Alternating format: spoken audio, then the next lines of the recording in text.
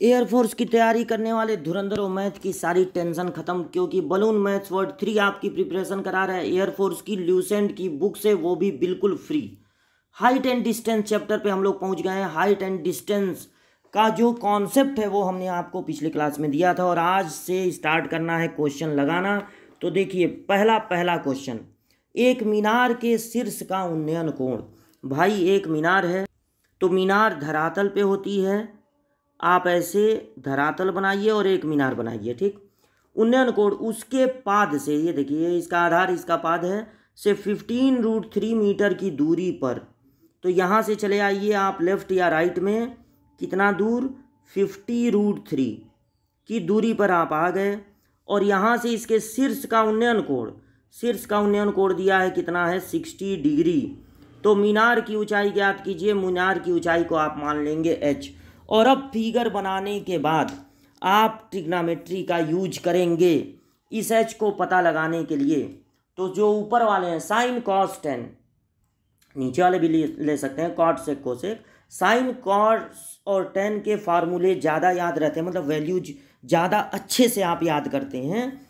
तो sine cos tan में ही काम चल जाए तो ज़्यादा अच्छा है। अब यहाँ पर क्या सिचुएशन है, यहाँ पर सिचुएशन ये है कि आपको बेस पता है और आपको हाइट पता लगानी है, यानी आधार पता है और लंब पता लगाना है। तो कोई ऐसी ट्रिग्नोमेट्री का चूज कीजिए जिसमें कि लंब होता हो और आधार होता हो, परपेंडिकुलर और बेस। तो ऐसी ट्रिग्नोमेट्री आपको मिलेगी 10। तो 10 60 जब आप यहाँ कर देंगे तो ये हो जाएगा लंब, 10 क्या होता है, लंब बटे आधार। तो आधार कितना है, 50√3, ठीक। 10 का चूज, क्योंकि आपने ये बात समझ में आई, आपको आधार पता है और आपको लंब का मान पता लगाना है। तो आपको ये ऐसी ट्रिग्नोमेट्री का यूज करेंगे जिसमें लंब होता हो और आधार होता हो, ऐसी ट्रिग्नोमेट्री होती है 10। और आपको लर्न रखना है कि 10 60 की वैल्यू कितनी होती है, √3। तो √3 इक्वल टू h/50√3। अब बस आपको 50√3 को यहाँ पर ट्रांसफ़र कर देना है। तो √3 का इंटू 3 हो जाएगा, 3 5 या 15 यानी 150। तो जो मीनार की ऊंचाई है वो है 150 मीटर, यानी कि बी ऑप्शन पे आपको लगा देना है टिक। और वीडियो को यहाँ रोक के फिगर बना के इस सॉल्यूशन को कर लेना है नोट। हम लोग बढ़ते हैं आगे। सेकंड क्वेश्चन, एक स्तंभ की छाया की लंबाई। तो एक स्तंभ है और छाया की बात है, तो स्तंभ खड़ा होगा धरातल पे, ये हो गया स्तंभ। और ये देखिए ये ऐसे छाया यहाँ बनता है, यहाँ पे सूरज, छाया हमेशा ऐसे बनेगा। यहाँ पर सूरज की रोशनी आ रही है लेकिन इस स्तंभ को छेद कर नहीं आगे बढ़ पाएगी, तो इतने दूर हो जाएगा अंधेरा, यही कहलाएगी छाया। छाया बनाना है आपको धरातल पे। तो एक स्तंभ की छाया की लंबाई, मतलब ये स्तंभ की ऊंचाई की 1/3 गुनी है। यानी अगर स्तंभ की ऊंचाई है h तो छाया की लंबाई होगी, इसमें 1/√3 से इंटू कर दीजिए, तो ये हो जाएगा h/√3। तो सूर्य का उन्नयन कोण ज्ञात करना है, सूर्य का उन्नयन कोण ज्ञात करना है। फिर ऐसी ट्रिग्नोमेट्री लीजिए जिसमें लंब होता हो और आधार होता हो। तो ऐसी ट्रिग्नोमेट्री होती है 10। तो हमने एंगल को मान लिया है सूर्य का उन्नयन कोण थीटा। तो ये होगा लंब बटे आधार, आधार है h/√3, तो ये √3 चला जाएगा ऊपर, s से h हो जाएगा कैंसिल, तो tan थीटा आ गया √3। अब आपको सोचना है tan कितने की वैल्यू √3 होती है, तो 60 की वैल्यू होती है, यानी थीटा हो जाएगा 60 डिग्री। यानी उस समय सूर्य का उन्नयन कोण 60 डिग्री होगा। 60 डिग्री पे आपको लगा देना है टिक और इस सॉल्यूशन को नोट कर लीजिएगा। बढ़ते हैं आगे। क्वेश्चन नंबर 3 ये रहा आपके सामने, एक 2√3 मीटर ऊंचे स्तंभ की छाया। तो देखिए स्तंभ है और छाया, तो फिर एक बार आप क्या करेंगे, धरातल पे स्तंभ और छाया की बात है तो सूरज भगवान को भी बुला लीजिए यहाँ पे ऐसे, और ये हो गया छाया।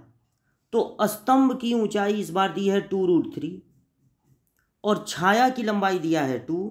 और फिर पूछ रहा है प्रकाश स्रोत का। अच्छा यहाँ सूरज भगवान नहीं है, कोई और प्रकाश स्रोत है, चलिए सूरज भगवान भी बना लिए तो कुछ नहीं, कोई दिक्कत नहीं है। प्रकाश स्रोत है मतलब यहाँ पे बल्ब कुछ होगा, ये पोल खड़ा कर दीजिए, बल्ब लगा दीजिए, बल्ब से रोशनी आएगी लेकिन इसको छेद के नहीं जा पाएगी क्योंकि प्रकाश एक सीधी रेखा में चलता है।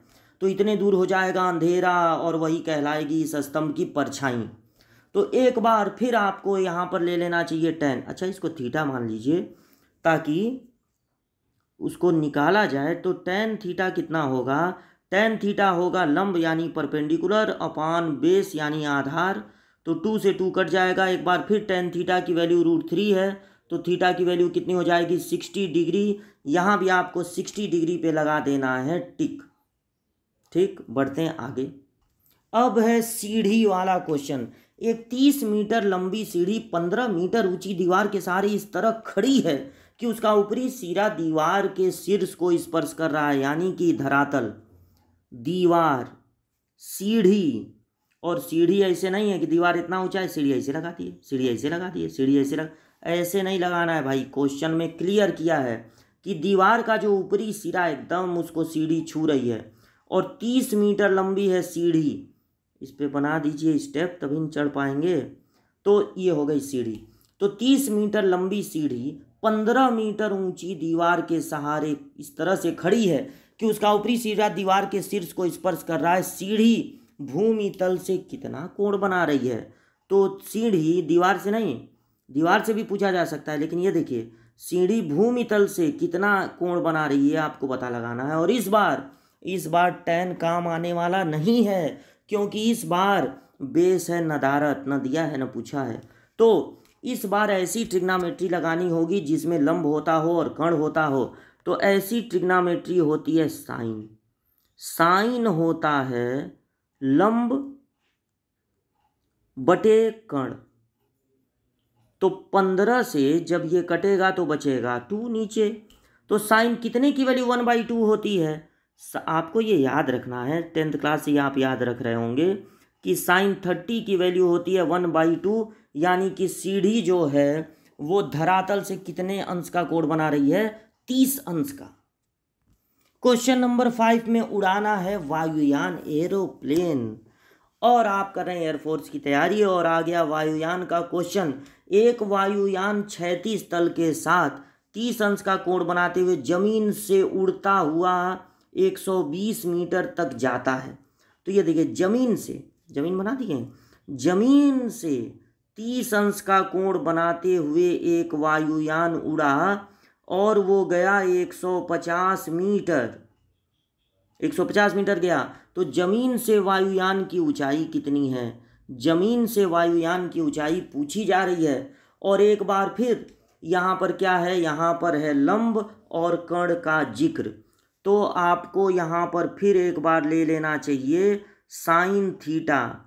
साइन होता है लंब यानी कि h, जिसको h मान लिया गया है, और कर्ण 150।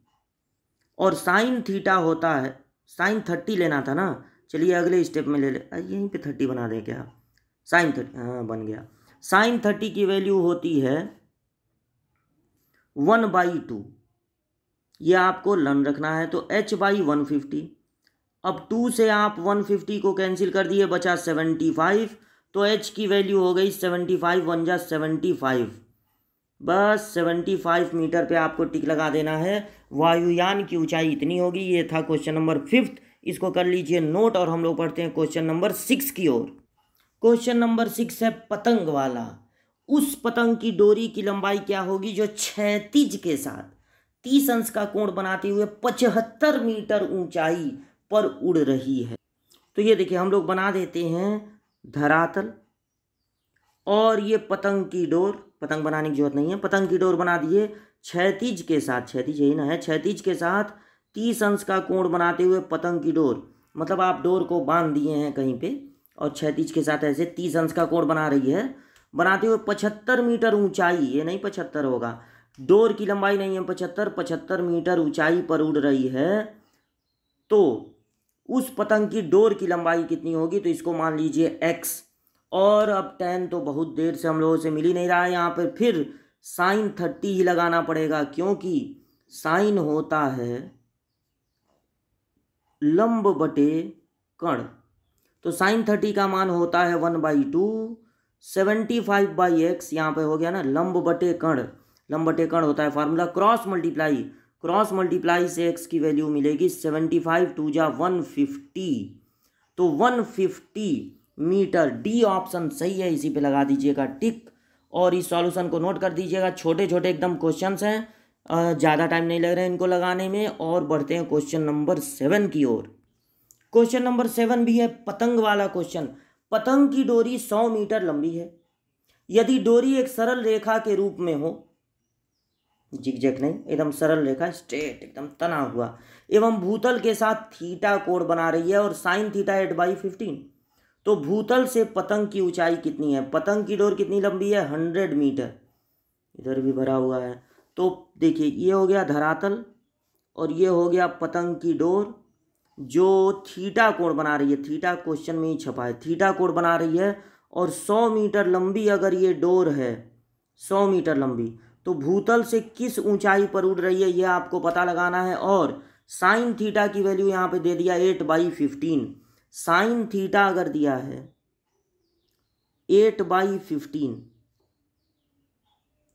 तो देखिए साइन होता है लंब यानी h बटे कर्ण यानी कि 100, डबल लाइन हो गया, कर्ण यानी कि 100 ये, और बस इसको साइन थीटा के प्लेस पे ये लिख देना है और ये हो जाएगा 8/15।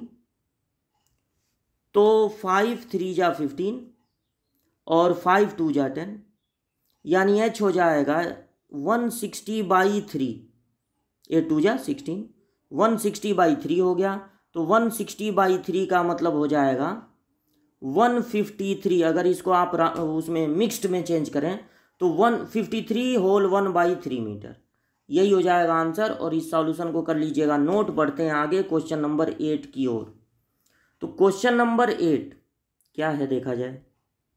क्वेश्चन नंबर 8 है एक सीढ़ी वाला क्वेश्चन है। एक सीढ़ी ऊर्ध्वाधर दीवार पर टिकी हुई है तथा भूमि के साथ 60 अंश का कोण बना रही है।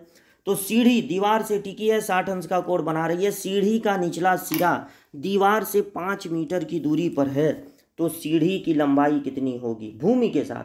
देखिए ये थोड़ा सा आप ध्यान दिया करिएगा, भूमि के साथ 60 अंश, कभी कभी जो है दीवार के साथ वाला कोण दे दिया जाता है। तो यहाँ पर दीवार के साथ वाला कोण नहीं है, बल्कि सीढ़ी है और 60 अंश का कोण बना रही है भूमि के साथ, नॉट दीवार के साथ। और सीढ़ी का निचला सिरा दीवार से 5 मीटर की दूरी पर है। स्टेप भी बना दिया जाए क्या? 5 मीटर की दूरी पर है और आपको पता लगाना है सीढ़ी की लंबाई क्या है। दो चीज़ें पूछ सकता था, सीढ़ी की लंबाई यहाँ पूछा है, धरातल से ऊंचाई भी पूछ सकता था। लेकिन tan के दर्शन हो गए, साइन के दर्शन हो गए, अभी तक cos के दर्शन नहीं हुए थे, इसलिए ये क्वेश्चन आ गया आपको cos का दर्शन कराने। और यहाँ पर बेस है, आधार और कर्ण है, तो आप कौन सी ट्रिग्नोमेट्री लेंगे? आपको ले लेना चाहिए cos थीटा। तो cos होता है आधार बटे कर्ण, cos थीटा। यहीं पे आपको 60, आप एकेडमिक लेवल तो पढ़ नहीं रहे हैं, कंपटीशन लेवल पढ़ रहे हैं, जल्दी जल्दी काम करना है। तो cos थीटा लिख के क्या करेंगे, सीधे सीधे cos 60 आपको लिख लेना चाहिए। और cos 60 की वैल्यू आपको याद होनी चाहिए कि 1/2 होती है। जो sin 30 की वैल्यू वही cos 60 की वैल्यू, और क्रॉस मल्टीप्लाई करने पे आपको x की वैल्यू मिल जाएगी 10, यानी सीढ़ी 10 मीटर लंबी है। सीढ़ी 10 मीटर लंबी है, इस सी ऑप्शन पे आपको लगा देना है टिक। तो ये क्वेश्चन नंबर 8 तक लगाया गया इस क्लास में, और ये सब आप नोट करते रहिएगा वीडियो को रोककर। अगली क्लास में मिलते हैं आगे के क्वेश्चंस लेकर।